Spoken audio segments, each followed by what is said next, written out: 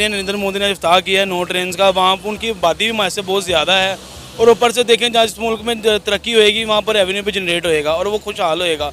हमारे मुल्क में तरक्की कैसे होएगी जब यहाँ पर हर बंदा आता है अपने लूट मार करके चला जाता है। तो हमारे पास रेलवे में क्या है, जो हमें अंग्रेज़ों ने बना के दिया था वही सिस्टम है। उसमें हमने काफ़ी सारी कमी करके पटरियाँ उतार के हमारे पोडरियों ने बेच दी और हमारे जो बोगियाँ थी वो बर्बाद हो गए। हमने उसको बढ़ाया नहीं।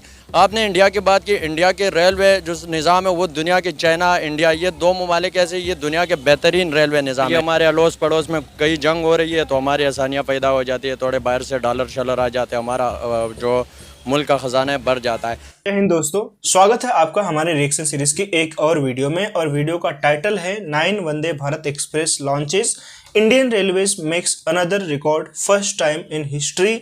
और जो वीडियो लिया गया है सना अमजद मैम की चैनल से लिया गया है, तो वीडियो का पूरा क्रेडिट सना अमजद मैम को जाता है। आपको पता होगा कि प्रधानमंत्री नरेंद्र मोदी ने भारत में एक साथ में 9 नई वंदे भारत ट्रेनों को लॉन्च किया है और आज के डेट में टोटल जो वंदे भारत ट्रेन है इनकी जो संख्या 34 हो गई है। फरवरी 2019 में दिल्ली और वाराणसी के बीच में सबसे पहली बार वंदे भारत एक्सप्रेस ट्रेनों को लॉन्च किया गया था और आज के डेट में संख्या बढ़ के 34 हो गई है। वंदे भारत ट्रेन आपको पता होगा कि इंडिया की फास्टेस्ट ट्रेन है जिसकी हाईएस्ट स्पीड 160 किलोमीटर प्रति घंटे तक जाती है और आवागमन के लिए, मतलब एक जल्दी आवागमन के लिए एक अच्छी सुविधा है। ठीक है, तो इस पे पाकिस्तानी लोगों का क्या रिएक्शन है, चलिए जरा देखते हैं। वालेकुम अस्सलाम। सर आपका नाम? राना उस्मान। सर आपका क्या नाम है? सरवर भाटी। अच्छा मुझे ये बताएं, क्या आपकी गवर्नमेंट आपके लिए कोई आसानियां पैदा कर रही है? आपको लगता है आपकी गवर्नमेंट आपके लिए ऐसी सहूलियत फ्राहम कर रही है जिससे आपकी रोज़मर्रा की ज़िंदगी आसान हो? इस फिल वक्त तो कोई ऐसी हमारी गवर्नमेंट में सहूलत मुहैया नहीं कर रही, बिकॉज आप देखेंगे पेट्रोल कहाँ पे चला गया, लोगों की पहुंच से बाहर हो गया है। सुना है कि 1 तारीख से पेट्रोल का रेट नीचे आएगा और उसके अलावा हमारी गवर्नमेंट फिल वक्त कुछ नहीं कर रही। हर बंदा बेरोजगार हुआ हुआ है, महंगाई सामान को छू रही है। बाकी आप सारा कुछ देख लें, बाकी जानते हैं आप।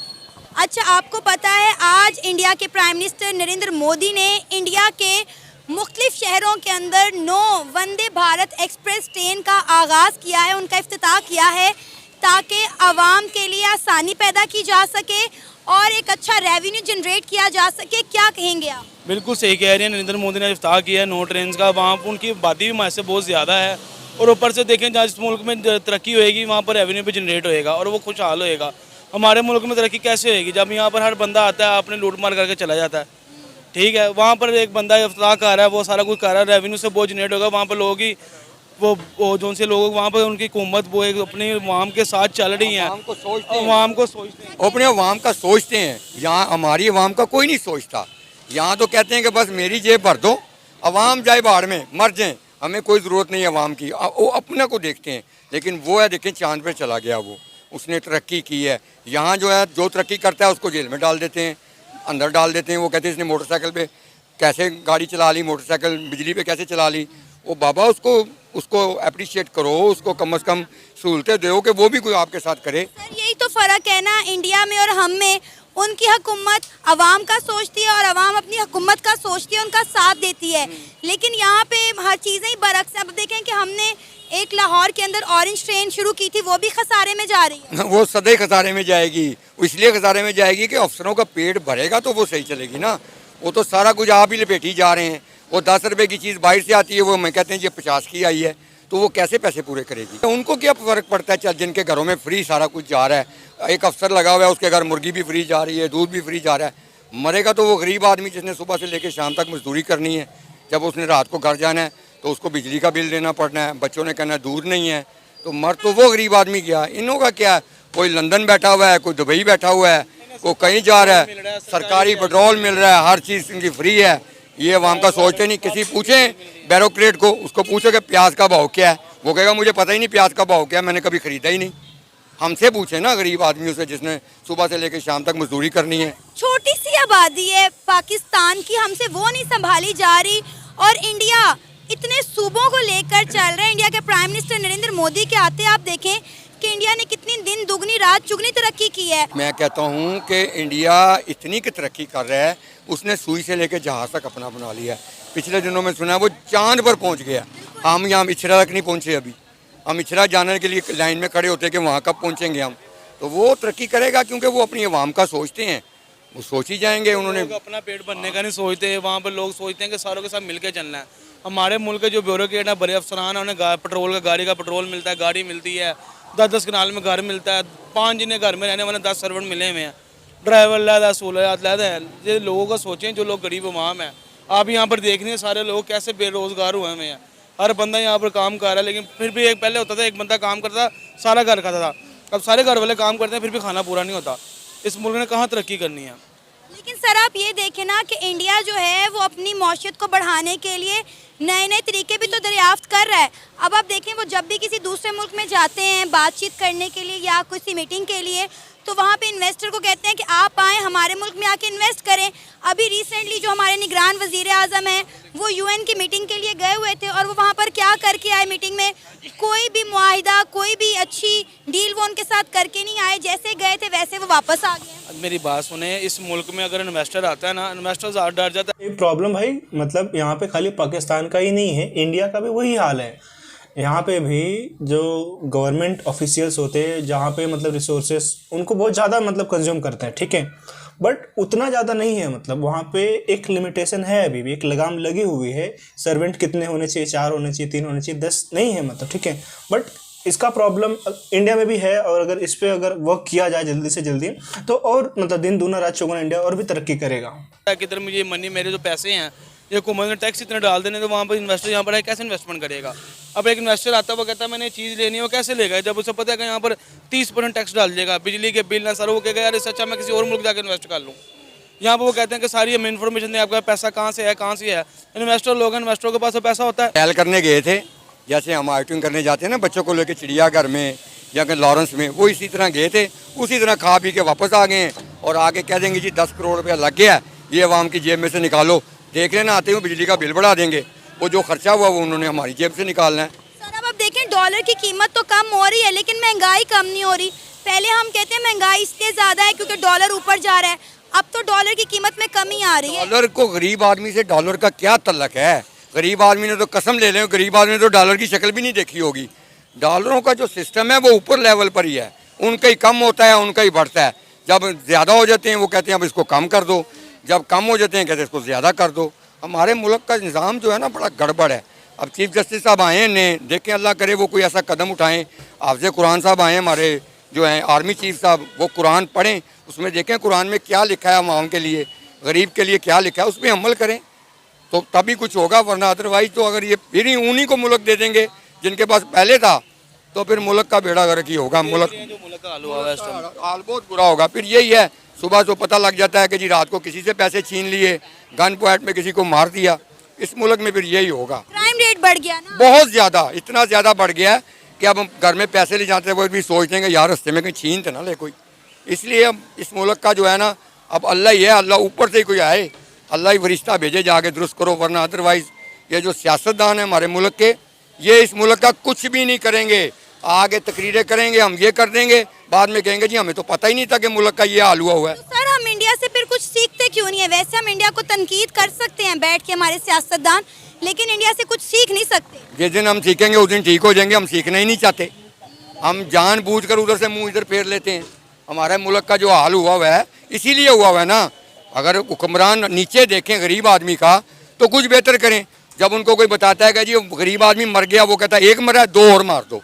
और दोस्तों डॉलर की बात यहाँ पे चल रही है। डॉलर मतलब आपको पता होगा कि एक करेंसी है, यूनाइटेड स्टेट्स की मतलब करेंसी है और पूरे वर्ल्ड में डॉलर ही चलता है। बाकी सारी भी करेंसी चलती है बट मोस्टली मतलब डॉलर में ट्रेड वगैरह होता है और डॉलर से ही किसी भी कंट्री का मतलब जो मतलब डेवलपमेंट कितना है क्या है सारी चीज़ें मतलब एक मापी जाती हैं। इंडिया में डॉलर की बात करें तो $1 is equal to 83 point something rupees, तो 83 रुपये की कीमत है। मतलब $1 की कीमत इंडिया में लगभग 83 रुपये से ज़्यादा, मैं 83 ही बोल रहा हूँ। पाकिस्तान में वही डॉलर की कीमत 290 रुपये है। मतलब $1 की कीमत 290 रुपये। सोचो कितना फ़र्क हो गया मतलब, ठीक है। तो चीज़ों को सुधरने में टाइम लगेगा और मतलब ऊपर वाले भरोसे। तो भाई सब कुछ मतलब ऊपर वाले के हाथ में है। मार दो। बख्श खान। मोहम्मद अमीन। क्या करते हो आप? मैं चाय पराठे का स्टाल लगाया मैंने। गोलगप्पे का स्टॉल है। हाँ जी, आपसे मेरा ख्याल है एक बार पहले भी हमारी बात हो चुकी है। अच्छा, आप क्या कहेंगे हमारी जो गवर्नमेंट है, क्या आप उससे सेटिस्फाइड हैं? आपको लगता है कि हमारे लिए आसानियाँ पैदा कर रही है हमारे हुक्मरान, हमारी गवर्नमेंट? ये तो कोई भी पाकिस्तानी आपको बता सकता है कि कितनी आसानियाँ पैदा कर रही है। जब से देखा है हर चीज़ पे, जैसे हमने तरक्की इस वजह से नहीं किया कि हमारे लिए कोई आसानी ना, यहाँ पे कोई बिजनेसमैन लोग हैं ना कोई, मतलब हमारे तो सारी ज़िंदगी इस बात पे, अगर ये हमारे अड़ोस पड़ोस में कहीं जंग हो रही है तो हमारी आसानियाँ पैदा हो जाती है, थोड़े बाहर से डॉलर शलर आ जाते हैं, हमारा जो मुल्क का ख़जाना है बढ़ जाता है। जैसे ही हमारे अड़ोस पड़ोस में जंगें ख़त्म होती है, हम वही कंगाल के IMF के पास जाते हैं, अपने दोस्त ममालिक अरब ममालिक चीन के पास जाते हैं। इस वजह से हमारे ना कोई खर्चा पॉलिसी है, कुछ भी नहीं है। इसकी मेन वजह यही है कि हमारा आसानियाँ पैदा नहीं हो रही है। जो और यहाँ पे जो बोले ना सीखने वाली बात है, मेरे हिसाब से जहाँ तक मैं समझता हूँ एक ही सॉल्यूशन है। अब जो पॉलिटिशियन वगैरह जो भी चीज़ें है वो तो अलग लेवल पे है, बट जो वहाँ का यूथ है उनको भाई एजुकेटेड होना पड़ेगा, उनको शिक्षा पे ध्यान देना पड़ेगा, उनको चीज़ों को समझना पड़ेगा, इकोनॉमिक किस तरीके से काम करती है, बाकी सारी जो साइंस क्या है कैसे है, तो ही जाके मतलब एक धीरे धीरे स्टेप लेके मतलब चीज़ आगे बढ़ेगी। अचानक से एक ही बार में नहीं कुछ हो पाएगा, ठीक है, it will take some time. और जो वहाँ का यूथ है उसको यहाँ पे मेन रोल प्ले करना होगा। पॉलिटिशियन तो आएंगे जाएंगे, अपना जेब भरेंगे, सब कुछ करेंगे, उनको किसी से कुछ नहीं पड़ी भाई। वहाँ की जो आर्मी है उसको भी किसी से कुछ लेना देना नहीं है। कंट्री के बारे में अगर सोचना है तो वहाँ के यूथ को सोचना पड़ेगा, इनिशिएटिव लेना पड़ेगा, फिर कुछ चीज़ें बदलेंगे। और तुरंत वो भी नहीं बदलेंगे, उन्हें बदलने में भी सालों साल लग जाएंगे। बिजनेसमैन लोग हैं, जो हमारे अच्छे दिमाग के लोग हैं, वो बाहर चले जाते हैं, उनको मौका होता है इंग्लैंड कनाडा पता नहीं कितने अरब ममालिक में चले जाते हैं। जो हमारे काबिल दिमाग है, जो जिन्होंने इस मुल्क को ऊपर लेके जाना है, वो मुल्क से निकल जाते हैं। हमने उनके जगह इधर ये 3-4 बड़ी फैमिलियाँ और कुछ बड़े लोग हैं, हमने उनको पालना है। हमने उनके दादे परदादे पाले, उनके बच्चे भी हम पालेंगे, वही लीडर बनते हैं, वही उनकी जो पॉलिसी उनके लिए अच्छी होती है वही बन जाती है। अवाम के लिए तो कुछ भी नहीं बनता। अच्छा, आपको पता है आज हमारे हमसाए मुल्क भारत की अगर हम बात करें तो वहाँ पे 9 वंदे भारत एक्सप्रेस ट्रेन का आगाज़ किया गया है। मतलब आप सोच सकते हैं कि वहाँ पर ऑलरेडी बड़ा उनके जो शहरों में बड़ी तरक्की हो चुकी है। वहाँ पे IT हब्स बन रहे हैं, एजुकेशन का निज़ाम देखें, साइंस का वहाँ पे निज़ाम देखें, ऑलरेडी वहाँ पे बुलेट ट्रेन चल रही है जो अच्छा रेवेन्यू जनरेट कर रही है। उनके अगर रेल का निज़ाम देखें तो हमारे रेल के निज़ाम से बहुत ज़्यादा बेहतर है। उसके बावजूद भी आज इंडिया के 9 बड़े शहरों में जो है वंदे भारत एक्सप्रेस ट्रेन का आगाज़ किया गया है। क्या कहेंगे सर आप? बिस्मिल्लाहिर्रहमानिर्रहीम। सबसे पहले पाकिस्तान, ये बात ये है ना कि जैसी आवाम होएगी वैसा हुक्मरान होएगा। बिल्कुल। हम अपने आप को ठीक करें, हमारा हुक्मरान आज खुद ब खुद ठीक हो जाएगा। जब मैं खुद चोर हूँ, मैं हुक्मरान को क्या कर सकता हूँ? मैं अपने आप को ठीक करूँगा तो हुक्मरान भी ठीक होगा। आप क्या कहेंगे इंडिया ने आज जो अपनी आवाम के लिए किया उस पर? मैं इसके लिए ये कहूँगा कि ये देखो, मैं आपको इसकी आसान मिसाल देता हूँ। 2008 में हमारा पीपल पार्टी का गवर्नमेंट था पाकिस्तान में। 2008 के इलेक्शन पीपल पार्टी जीत गई। पेशावर से खैबर पख्तूनख्वा से ANP का एक जिन्होंने वज़ीर मुंतखब किया, उसका नाम है हाजी ग़ुलाम बिलोर, जो खैबर पख्तूनख्वा में बल्कि पाकिस्तान में सबसे बड़ा पब्लिक ट्रांसपोर्ट चलाने वाली कंपनी का मालिक है। उनको रेलवे का वज़ीर लगा दिया। अगर आप मेरे प्राइवेट बिज़नेस के मुकाबले में किसी गवर्नमेंट के इदारे के ऊपर आप मुझे बिठा देंगे तो मैं ज़ाहिरी बात है मैं अपनी ज़ाती, क्योंकि हमारे जो सियासतदान है इनका ईमान इतना है, उनकी पब्लिक ट्रांसपोर्ट पेशावर में बहुत बड़ी कंपनी बन गई, पूरे पाकिस्तान में उनकी सर्विसेज शुरू हो गई। हमारे रेलवे उधर से ख़राबी शुरू हो गई, उधर से नहीं बल्कि शुरू से हमारे पास रेलवे में क्या है, जो हमें अंग्रेज़ों ने बना के दिया था वही सिस्टम है। और भाई इस आदमी ने बहुत सही बात बोली है। गांधी जी का भी एक कोट है कि अगर आप दुनिया बदलना चाहते हो ना तो सबसे पहले खुद को बदलो। तो आप दूसरे को जो है मतलब सिस्टम में पॉलिटिशियन वगैरह जो भी ऊपर लीडर्स है उनको बदलने से पहले ना खुद के बारे में सोचो, खुद बदलो, खुद एजुकेटेड हो जाओ। यहाँ पे मैं इंटरव्यूज़ वगैरह जब देखते रहता हूँ ना तो मुझे बहुत हैरानी होती है कि छोटी छोटी चीज़ें इनको नहीं पता है। मतलब जो रैलियों में बोली जाती है वही इनके दिमाग में बैठ जाता है और वही फिर वो रटते बैठते हैं। तो ऐसा नहीं है, खुद पहले चेंज लाओ, खुद पहले चीज़ों को सीखो कि क्या सही है क्या गलत है। और जब आप खुद सीखोगे तब अपने परिवार को सिखाओगे, अपने दोस्त मित्र को सिखाओगे, और इसी तरीके से भाई एक चेन में चलते चलते सब में मतलब एक तरीके से बदलाव होएगा। और जब सभी में बदलाव होएगा, समाज में बदलाव होएगा, तब जाके कहीं न कहीं देश में बदलाव होगा, और बहुत सारे देशों में बदलाव होने के बाद में पूरे विश्व में भाई बदलाव होता है। इसी तरीके से चीज़ें काम करती हैं। इसमें हमने काफ़ी सारी कमी करके पटरियाँ उतार के हमारे पोडरियों ने बेच दी और हमारे जो बोगियाँ थी वो बर्बाद हो गए। हमने उसको बढ़ाया नहीं। आपने इंडिया की बात की, इंडिया के रेलवे जो निज़ाम है वो दुनिया के, चाइना इंडिया, ये दो ममालिक ऐसे, ये दुनिया के बेहतरीन रेलवे निज़ाम है इनके पास। वो बुलेट क्या उससे भी आगे जा सकते हैं। मेरे ख्याल में कोई आगे इसमें अजीब बात नहीं होगी कि आगे 10-15 साल बाद इंडिया के बुलेट जो ट्रेन स्पीड है वो 600 से ऊपर चला जाए। एक तो उनकी एक पॉलिसी है वो तसलसल से चलती है, हमारे पास कोई पॉलिसी ही नहीं है। हमें पॉलिसियाँ बनाने से बनती है ना, इंडिया भी ऐसे तो ऊपर नहीं चला गया। आप देखें कि इंडिया ने भी पॉलिसीज़ बनाई हैं अपने मुल्क में रेवेन्यू जनरेट करने के, उन्होंने फैक्ट्रीज़ लगाई हैं, इन्वेस्टर अपने मुल्क में बुलवाया है। इस तरह काम होता है, एक पॉलिसी के तहत होता है। आप मुझे बताएं कि हमारे हुक्मरानों ने आज तक कितनी जो है इन्वेस्टमेंट कंपनीज को कहा है कि आप आएँ हमारे मुल्क में आके इन्वेस्टमेंट करें। असल बात ये है कि हमारे हुक्मरानों के कहने पे क्यों कोई आएगा इधर इन्वेस्टमेंट करने। हमारे जितने भी बड़े ख़ानदान हैं, 3-4 ख़ानदान हैं, उनकी सारी जायदादें जब बाहर है तो बाहर से कौन आएगा। हमारे अरबों खरबों के मालिक तो वही है। स्विस बैंक खोलिए, ये अब पनामा खोलिए, जितने आप बड़े केसेस निकालेंगे इसमें हमारे वही ख़ानदान है जो इधर रूल करते हैं, जो इधर हुक्मरान बनते हैं। तो उन्होंने क्या पॉलिसी बना के देनी है। अब अगर हमारा मुल्क का सिस्टम भी ऐसा हुआ है कि इधर हम ईमानदार बंदे को ना हम बर्दाश्त नहीं कर सकते, वो हमारे लिए मसला बन जाता है कि वो आज़ाद पॉलिसी चाहने वाला, वो अपने मुल्क में को तरक्की देने वाला, क्योंकि बाहर से हमारे थोड़े अरसे के लिए इमदाद जब बंद हो जाए तो हमारे ऑक्सीजन ख़त्म हो जाती है। हम वेंटिलेटर पे, हमारे शुरू से इस तरह हमें कुछ जुमले से ना हमारा मुल्क बर्बाद कर दिया। एक पाकिस्तान अल्लाह के नूर है, ये कोई अल्लाह का नूर नहीं है, एक छोटा सा खित्ता है। और ये भाई जो बोल रहा है ना, इसको मैं अप्रिशिएट करूँगा, क्योंकि एक चाय बेचता है बंदा, चाय और पराठे का स्टॉल लगाता है, किसी कॉलेज स्कूल में पता नहीं गया कि नहीं गया पता नहीं, बट ये जो विज़न इसका है ना वो दूर तक देख पा रहा है कि क्या है, मतलब इंडिया किस तरीके से आगे जा रहा है और इंडिया कहाँ तक आगे जा सकता है। आज 160 किलोमीटर प्रति घंटे की ट्रेन इंडिया में चल रही है, बंदा बोल रहा है कि कल को 600 किलोमीटर प्रति घंटे वाले ट्रेन को चला सकते हैं, बिकॉज उनके पास पोटेंशियल है। मतलब हमारे पास, इंडिया के पास पोटेंशियल है और इस बंदे को पता है इस चीज़ के बारे में, ठीक है। लेकिन यहाँ पे ऐसे बहुत कम लोग आपको मिलेंगे जो सच्चाई को एक्सेप्ट करेंगे, जिसमें हम अशरफिया को पाल रहे हैं। ये बिल्कुल मजहबी नारा है, हमें कोकला करने के लिए ये नारे लगाते हैं, ठीक है। ऐसा कुछ भी नहीं है। ये एक ऐसा हिस्सा है जहाँ पे गैर कानूनी बदमाशी, डाके, चोरियाँ, हर 2 नंबरी हर किस्म की काम होती है। इस वजह से हमारा कोई पॉलिसी नहीं बनती।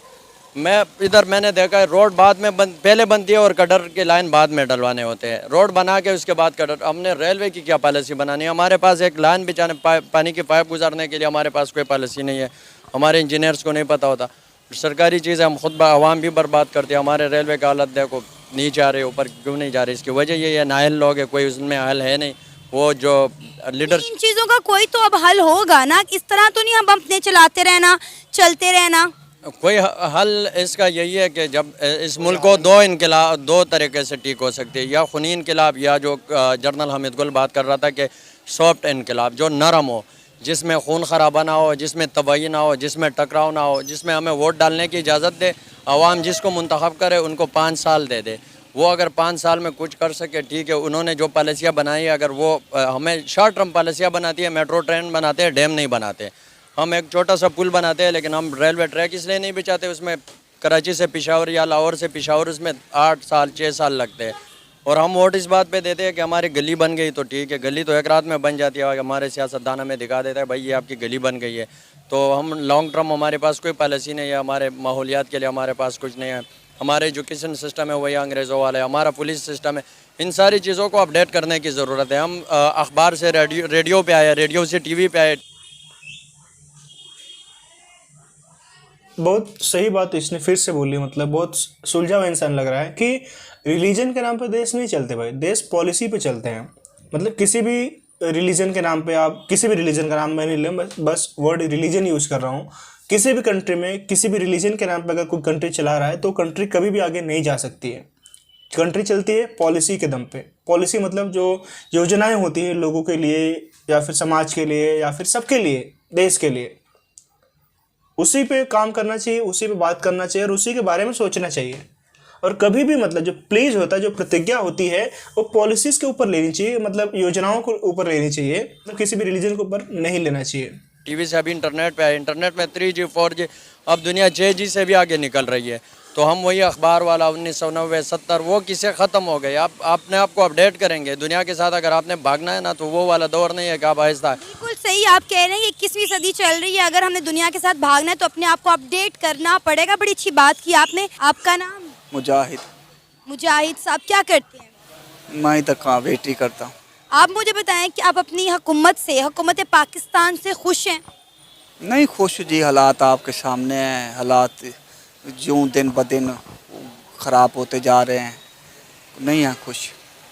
अच्छा, आपको पता है हमारे हमसाए मुल्क भारत की अगर हम बात करें तो इंडिया के प्राइम मिनिस्टर नरेंद्र मोदी साहब ने वहाँ पर आज 9 वंदे भारत एक्सप्रेस ट्रेन का आगाज़ कर दिया है। इंडिया के 9 शहरों के अंदर जो है वो बुलेट ट्रेन चलने जा रही है। क्या कहेंगे?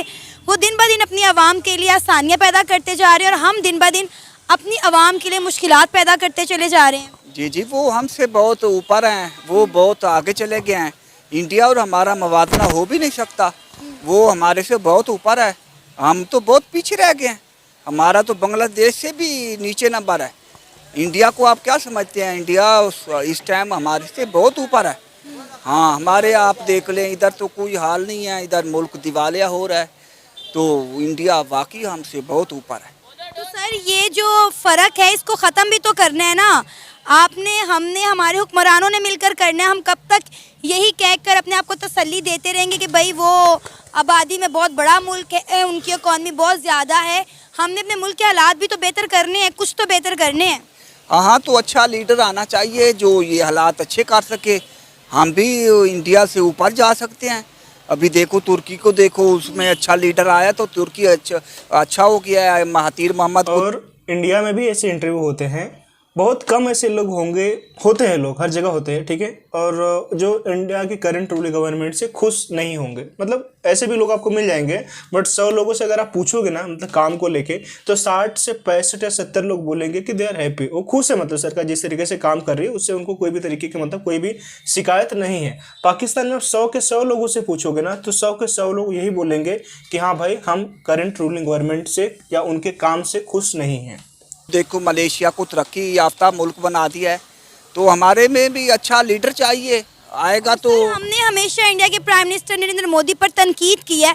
आप देख लें कि उनके आने के बाद इंडिया ने कितनी तरक्की कर ली है। हाँ, बहुत तरक्की की है जी इंडिया तो। इस टाइम एशिया में तो मुझे सुपर 1 लग रहा है। इंडिया बहुत ऊपर चला गया हमारे से। इंडिया का हमारे से मुवाजना नहीं हो सकता। इकॉनमी इतनी तेजी से ग्रो कर रही है, 13% उनकी इकॉनमी तेजी के साथ ऊपर जा रही है। और हमारे मुल्क में 40% महंगाई बढ़ चुकी है और कहा जा रहा है कि करीब 60% हो जाएगी। ऐसे बात है, अभी बोल रहे हैं महंगाई होनी है। अभी सुनने में आ रहा है कि महंगाई होनी है, तो क्या बनेगा आवाम का? जो गरीब आवाम है वो तो भूखे मर जाएंगे। तो हमारे अभी भी लोग मर रहे हैं। आप देखें कि रोज़ कोई ना कोई खबर आती है, फलां बंदे ने खुदकुशी कर ली, फलां बंदे ने खुदकुशी कर ली। ऐसे बात है जी, ऐसे मुल्क का कोई हाल नहीं है। बस हमें अच्छा लीडर चाहिए, जल्द से जल्द इलेक्शन होने चाहिए, तो अच्छा लीडर आए जो ये हालात अच्छे। तो दोस्तों देखा आपने कि किस तरीके से लोग वहाँ पे परेशान हैं, और परेशानी का जो कारण है, मतलब वहाँ की जो लीडरशिप है, लीडरशिप बहुत वीक है। जितने जल्दी से जल्दी चेंज हो पाए और जितने जल्दी से जल्दी अच्छा लीडर आ पाए, कंट्री का भला हो जाएगा। तो एक पड़ोसी होने के नाते हम भी भाई सबका भला ही चाहते हैं, सब अपनी जगह पे रहे, खुश रहे, मस्त रहे। ये थी दोस्तों आज की वीडियो। आशा करता वीडियो आपको पसंद आई होगी। इसे लाइक कर देना, चैनल को सब्सक्राइब भी कर देना, और मिलते हैं एक और नई रिएक्शन वीडियो के साथ में। तब तक के लिए जय हिंद।